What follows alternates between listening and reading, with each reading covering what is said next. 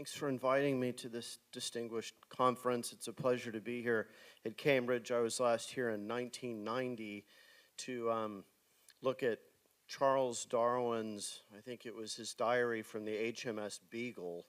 And Britain seemed so different. It seemed like such a, I don't know, we were kind of bathing in this post-Cold War period of harmony, and it seemed like the liberal world order had won and that we would never have anyone ever question freedom of speech ever again.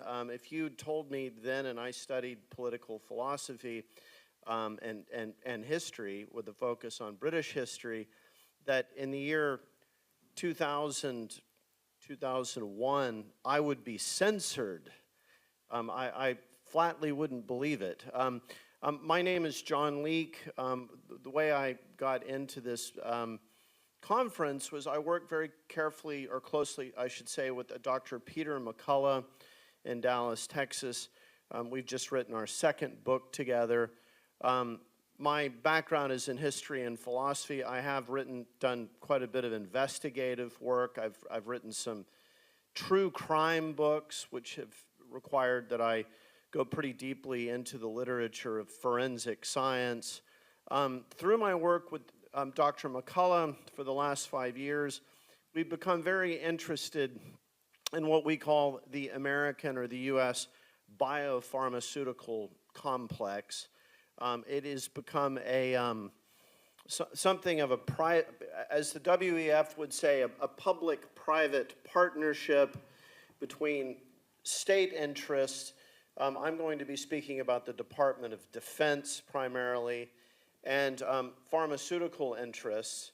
And the question that has arisen is, what are we to make of these biolabs in Ukraine? And the first time I heard about this, my thinking was, well, if we're to be completely rational about this, they may be no different from biolabs in Boston, Massachusetts. They may just be veterinarian labs or research labs for rather pedestrian medical research. But what's odd about it is that they're administered by the Department of Defense. So what are we to make of these labs? I've broken my talk down into 3 questions. What is the Department of Defense doing in these labs?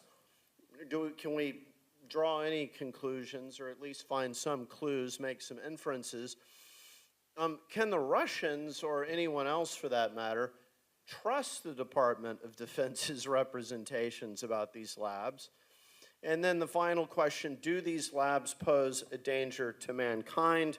We have a statement from the Department of Defense about these biolabs on March the 10th, 2022, so this was shortly after the military operation by the Russians commenced.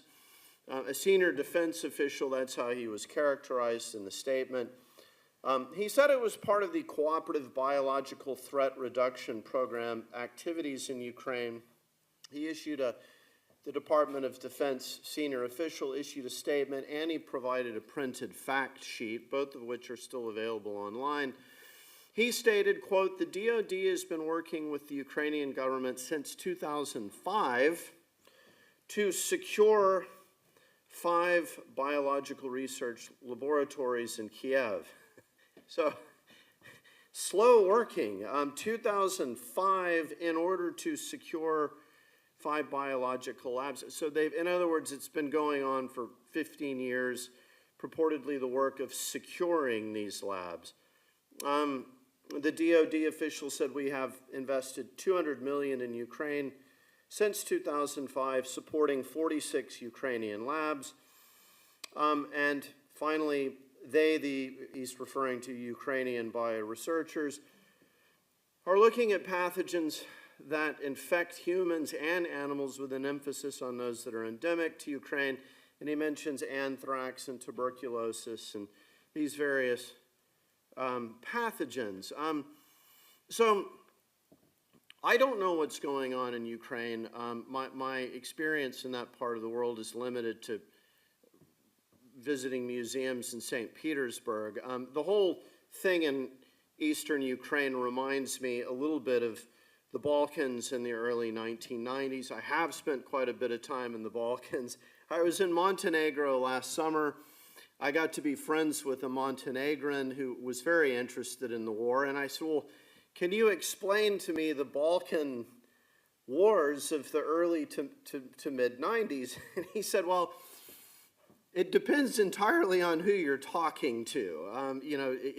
Depending on who you're talking to, you'll get a completely different answer. So my perception of this is I don't know what's going on in Russia and Ukraine, but I do have a pretty good sense of my own country and how my own government has been behaving for some time. So I ask myself, this is the thought experiment of my talk, if I were the Russians, would I trust the United States representations of what it's doing in Ukraine? So that's the question I ask. I'd like to just quickly run through a history. When we talk about the Department of Defense, it does make sense to do a brief historical walk through the department's history of bioweapons research. I'm not going to just dictate all this. Can everybody read this okay? It's an interesting history that obviously my grandfathers on both sides were in the war. What President Eisenhower referred to as the military-industrial complex in his farewell address of 1961. If we go back to the Second World War, the U.S. military was stood up pretty rapidly in the 30s and early 40s to take on Imperial Japan and Germany. But I think what Eisenhower was talking about was this period in the late 40s and 50s in which this enormous military-industrial complex became very established with a very set Department of Defense annual budget, and our bioweapons program was very much by then aimed at countering the Soviet threat. And both the Soviets and the Americans, their first point of reference was the Imperial Japanese Army Unit 731 in Manchuria. Has anybody, I know this distinguished lady has heard of it. Has anyone else heard of Unit 731? Is this? So it's very interesting example of the scientific mind becoming very detached from ethics and ordinary human empathy. We know about Josef Mengele at Auschwitz, but most people in the West don't know about or have never heard of the Imperial Japanese Army's Unit 731. They conducted research on about 12,000 prisoners of war. That was Chinese, Korean, and Russian. And they practiced these different medical experiments using infectious disease pathogens, figuring out or trying to figure out how to disperse them on Chinese cities. I think what's salient here for my talk is that the literature that has ultimately come out about this is that General MacArthur, who was basically the governor of post-war Japan, he decided that in exchange for these Japanese doctors running the program, telling him about their research findings, that he would grant them immunity from prosecution. So again, we know about the Nazi doctors at Nuremberg. In the case of these Japanese doctors, they were given immunity from prosecution in order to provide expertise and information to the Americans. The U.S. program was focused on 3 basic sites. It was run by what was called the U.S. Army Chemical Corps. The research and development was done at Fort Detrick in Maryland. Then there was the Dugway Proving Ground where a lot of this was tested. and then there was a factory at Pine Bluff Arsenal in Arkansas where biological agents were loaded into munitions. In the late 60s, there were a couple of scandals. There were some experiments with VX nerve agent at Dugway. A cloud of this nerve agent drifted off the site and killed somewhere around 6,000 sheep. This was somehow got out into the press. It was very embarrassing. The other thing that was revealed was that leaking chemical munitions were being transported across the country, loaded onto old vessels and scuttled in the ocean. So Congress got interested in this. Typical Congress kind of had no idea whatsoever what was going on, finally did get some wind of it, kind of made something of a stink about it. Nixon decided unilaterally to end the U.S. biological weapons program. That then paved the way for this 1972 Biological and Toxic Weapons Convention. So that's kind of where all of this starts. It sort of seems to be leading to a humane place with Nixon nixing the program. But what it does, I think, is very interesting. It leads to this concept of we will terminate an offensive program because it's morally repugnant, but we will continue with defensive research. And I think this leads to a very intriguing moment in this story. Anthrax became a pathogen of great interest. What I think is notable about anthrax spores is anthrax doesn't really transmit. It's not a contagious illness amongst humans, but anthrax spores have this biological toxin, if inhaled, will kill people. So I think perhaps it's useful to think of anthrax in a way as it's a chemical weapon. It's not exactly a contagious weapon, though it is a biological agent. The Americans began meditating on the potential biological weaponization of anthrax. This 1950 experiment in San Francisco, where anthrax was released into an onshore breeze off of San Francisco. Excuse me, it wasn't anthrax. It was a harmless bacillus, kind of a moldy-like bacillus. It was released into an onshore wind off the coast of San Francisco. And from that experiment, which the poor people of San Francisco knew nothing about, it was ascertained that anthrax could be a useful biological weapon. So I think it was from that San Francisco Operation White Coat experiment, the focus fell on anthrax. The efforts to make an anthrax vaccine were always rather fraught and problematic, a lot of side effects. The immunization program for anthrax was always rather controversial. With the 1991 Gulf War, there was an interest in immunizing the entire American service personnel that participated in the Gulf War. I don't know if anyone remembers, there was then talk of the so-called Gulf War syndrome. One possibility was that it was this anthrax vaccine. So this was a controversial program. There was some legal action that was taken against it. And it's quite notable, on June of 2001, the program was terminated. And I think this is a very intriguing moment in U.S. biodefense history. Does anyone remember the anthrax attacks? Yes, vividly. So I wasn't, I was in New York when the planes flew into the Twin Towers, and that's kind of what indelibly sealed itself on my mind. So I wasn't paying that close attention. I mean, naturally, there was reports in the media. But what we now know about this is quite fascinating. So the FBI quickly ascertained it wasn't Islamic terrorists and it wasn't Saddam Hussein. It seemed to be probably someone within the American biodefense establishment. I mean, it was quite clumsy now. If you look at the letters that were enclosed, there's this death to America, and these kind of clumsy references to what someone constructing a theatrical attack from Islamic terrorists might make this appear to be.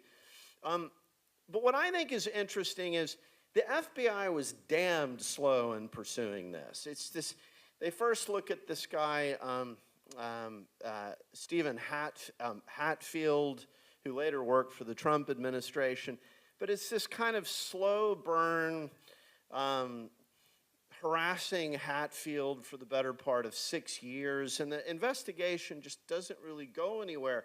At the same time, this slow motion investigation that's not going anywhere is being pursued, there is a lawsuit against the Department of Defense saying, for soldiers saying we're against the anthrax mandate. And what I think is fascinating about this, it's only after the DOD loses this lawsuit, the anthrax vaccine mandate is lifted, that the noose tightens on this guy, Bruce Edwards Ivan, who was a scientist at Fort Detrick.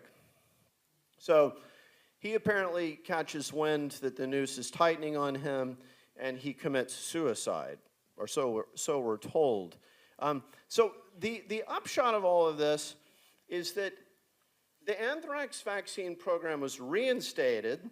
Congress passed this Public Health Security and Bioterrorism Preparedness and Response Act in response to the anthrax letters.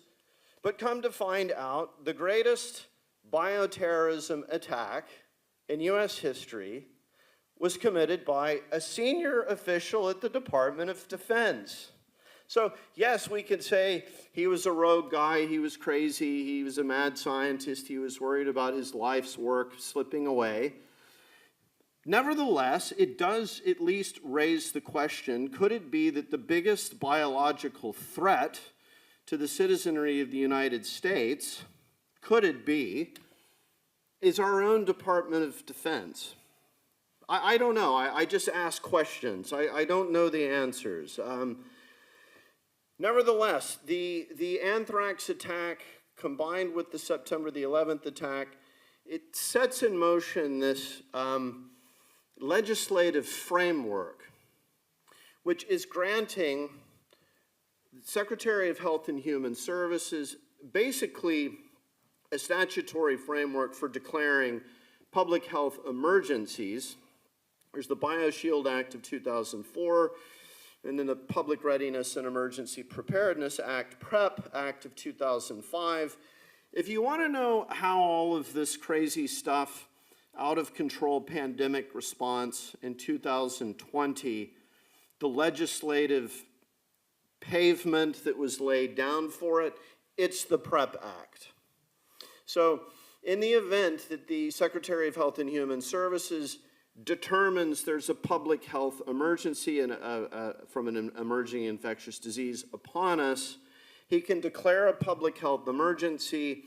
At that point, anyone who is in the business of making so-called countermeasures, it could be vaccines, it could be personal protective gear, it could be antivirals. We now know that the real focus, the real name of the game was vaccines. But if you're in the business of making such countermeasures, two things happen. First of all, you receive almost complete liability protection in the event that the citizenry is harmed by your countermeasure. And secondly, very, very generous government payments for your countermeasures. So liability-free, Uncle Sam is writing the check, prepaid, nice work if you can get it. What I would point out is what this is, in effect, is the militarization of pandemic response. Same concept of military preparedness and countermeasures. Instead of armed men invading the country, it's invisible pathogens, which in a way are psychologically more insidious. You can see an armed man and shoot at him. You can't see a pathogen. Same legal framework of the emergency powers, such as the War Powers Act of 41, which resulted in Japanese citizens being rounded up and incarcerated. Same lack of product liability for manufacturers of countermeasures. Within this same legislative framework, within this proposition that we're not doing any kind of offensive bioweapons research, we're just doing defensive bioweapons research, we have this idea, dual-use research of concern, abbreviated to DURC. Okay, so I mentioned that anthrax sort of behaves like a chemical weapon. It's not transmissible amongst humans. What is transmissible amongst humans? Influenza and SARS coronaviruses. And people will say, well, the case fatality rate, particularly with most forms of flu, but particularly with coronaviruses, it's a fairly low case fatality rate. But I think that this overlooks a very important concept in bioweapons, namely, the real value of a bioweapon is its ability to disrupt. It takes a while to figure out the case fatality rate. There's this latency period in which it's contagious. The contagion can move all over the world, particularly in the era of jet travel. You know, by the time the Biodefense establishment has figured out exactly, what are the pathogenic characteristics of this, what is the transmissibility of this, you've had massive, massive disruption. So particularly if the media is completely amplifying, doing everything it can to amplify the fear. So I think influenza, pandemic influenza, and then SARS coronaviruses, they really become the dual-use research of concern pathogens. Does anybody remember the 2009 swine flu pandemic? Yes. So this was an absolute bonanza. It was actually far less lethal than the seasonal flu of that same year. It was notable that nobody over the age of 60 years old, almost no one over the age of 60, fell very ill with it, strongly suggesting it was not a novel pandemic influenza. It was one that had been circulating a while. But it was a bonanza. Secretary of Health and Human Services invoked public health emergency. Billions and billions of dollars were spent on countermeasures, both in the EU and in the United States. And the final butcher's bill on that particular so-called swine flu was actually considerably less than the seasonal flu of that year. So there's a nefarious lesson that could be learned from this, should you be somebody who might be in the business of learning nefarious lessons. Namely, these things can be very, very profitable. So it's not surprising to me, call me cynical, shortly after the swine flu pandemic, we have two researchers, Yoshihiro Kawaoka at the University of Madison, Wisconsin, and Ron Fouchier at the Erasmus Medical Center in the Netherlands. Nature has not cooperated with the influenza virus. There was the big one in 1918. It emerged in a time of the world in complete state of disarray, trench warfare, millions of men crowded into military barracks, put on ships, thrown into trenches. What exactly were all of the contributing factors to the virulence of the 1918 Spanish flu? We don't know. At the time, the pathogenic, the causative agent wasn't known. It was only in the 1930s that it was identified as an influenza virus. But the thought for decades was another virulent influenza along the lines of 18. It's coming, it's coming, it's coming. You get to 2011, it's still not come. So my somewhat cynical interpretation, Yoshihiro Kawaoka and Ron Fouchier say, well, if nature's not going to produce it, we'll produce it. So They take H5N1, it's an avian flu influenza virus. They amplify its transmissibility amongst humans using so-called gain of function, recombining different amino acids in order to make it transmissible by aerosol amongst ferrets. Does anybody remember the Fushier? Is this news to you guys, Fushier and Kawaoka? This is what, amongst virology high priesthood circles, this is what resulted in the 2014 administrative pause on gain of function research. A lot of people got very, very frightened of this. So it was from the work of Kawaoka and Fushier that the US government said enough is enough, this is too dangerous. Pause on GOF, gain of function work. At that point, we get a new area of delightful research. Has anybody heard of Ralph Barrick? Okay. So Barrick, just back up because a lot of people aren't aware of this. Coronavirus it was this guy, he was a virologist, David Terrell. He was the director of the Common Cold Unit here in Great Britain. He's the one that first isolated and characterized coronaviruses. Now you can see he was at the Common Cold Unit. David Terrell wrote a book about this titled Cold Wars. And his perception was the coronavirus is one of the primary causes of the most common infectious disease in the world, the common cold. We all get it. A lot of people get it multiple times per year.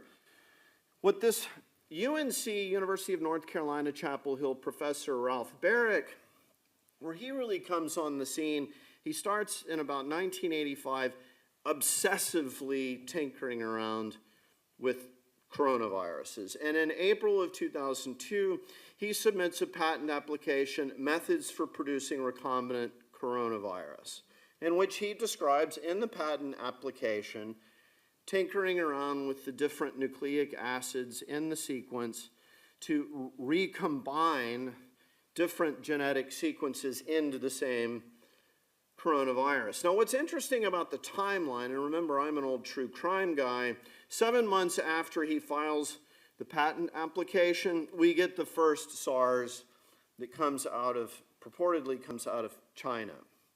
And it's interesting, the WHO said, well, we always thought that this was just a common cold pathogen.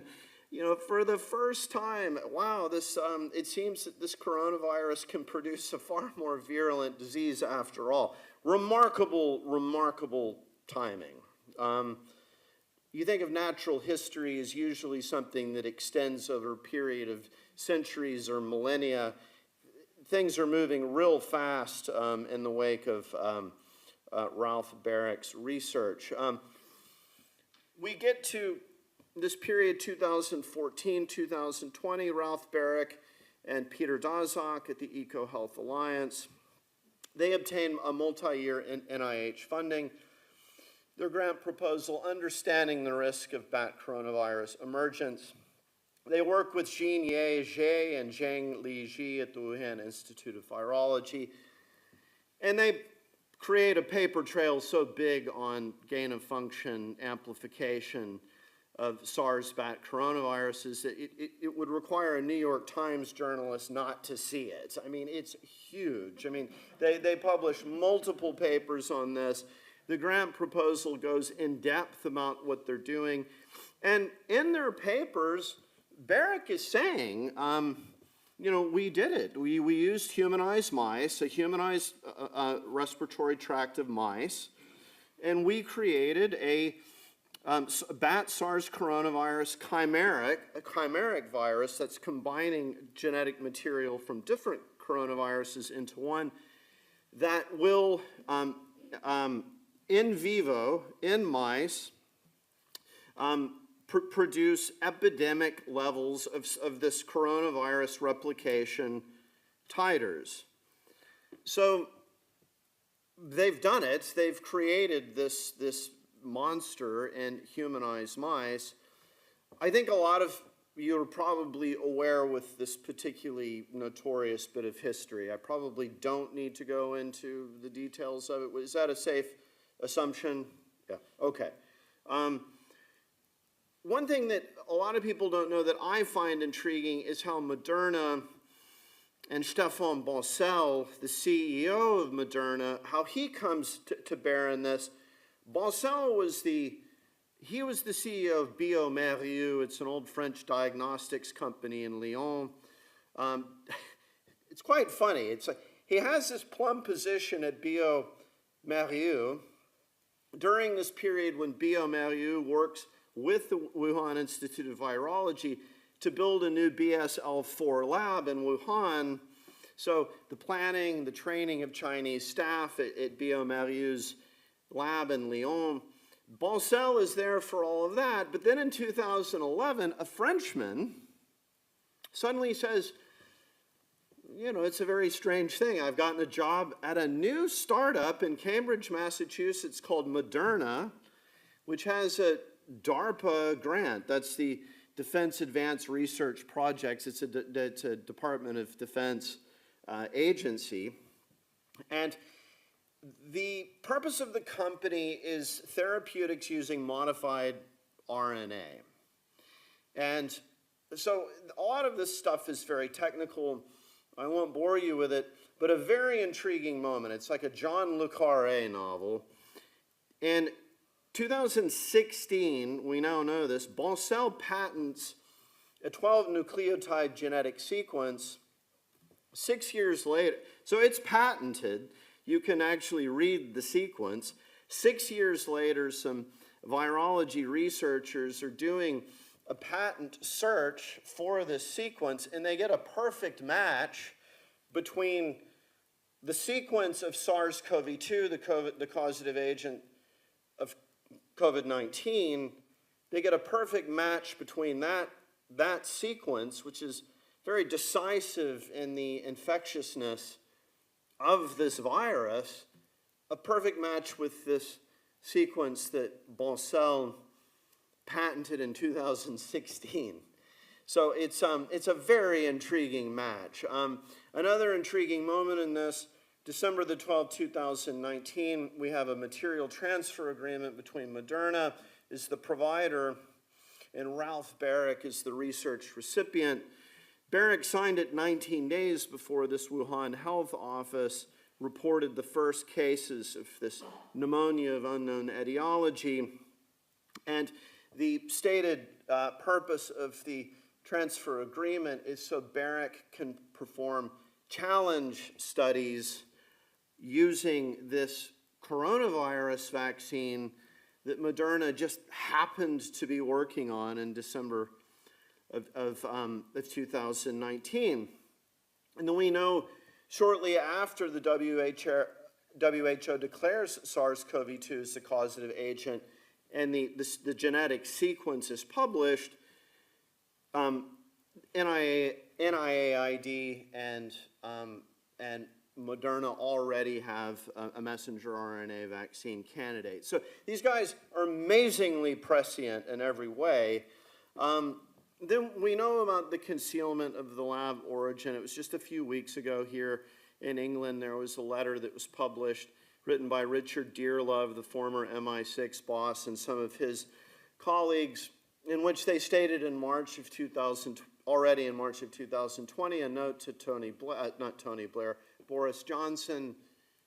There can be no doubt that this came out of a lab, and yet for reasons which really still haven't been clarified, Prime Minister Johnson chose to not disclose this to the public. I think this is the biggest cover-up in history. We know from these emails exchanged between Jeremy Farrar and Anthony Fauci, Christian Anderson, Robert Gary, Edward Holmes, a bunch of big-shot virologists. These guys looked at the genome and private email correspondence with Anthony Fauci that are all saying, gee whiz, Tony, don't know how to reconcile this with natural evolution. But then when they go to write their paper, published in Nature Medicine, The Proximal Origin of SARS-CoV-2, they say the exact opposite of what they stated in their private correspondence. In their publication, they claimed that the virus is consistent with natural evolution. So it is a perfect volte-face from what they wrote in their private correspondence. So what is my conclusion? I don't know, again, I want to emphasize this, I don't know what's going on in Russia and Ukraine. I'm just speaking about the U.S. government. I say the U.S. government cannot be trusted.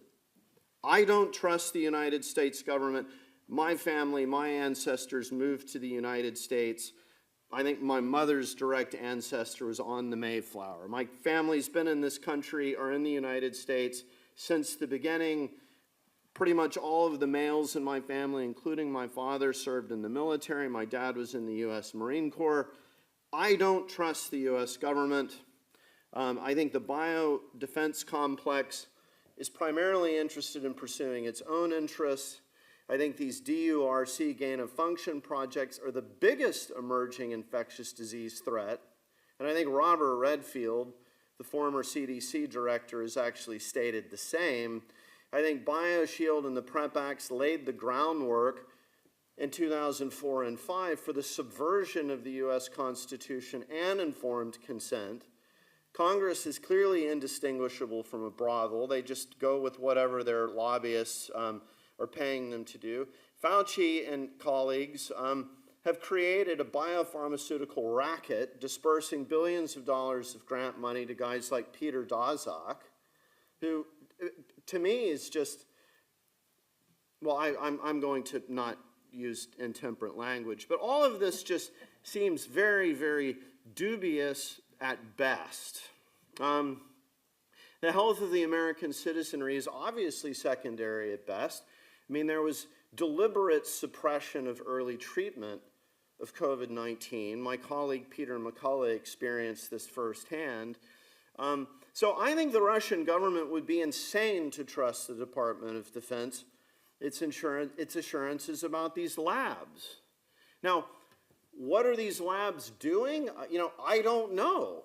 But we can clearly see that what the U.S. government has been doing all along with its biodefense project is well, dubious at best. So I shall conclude with that.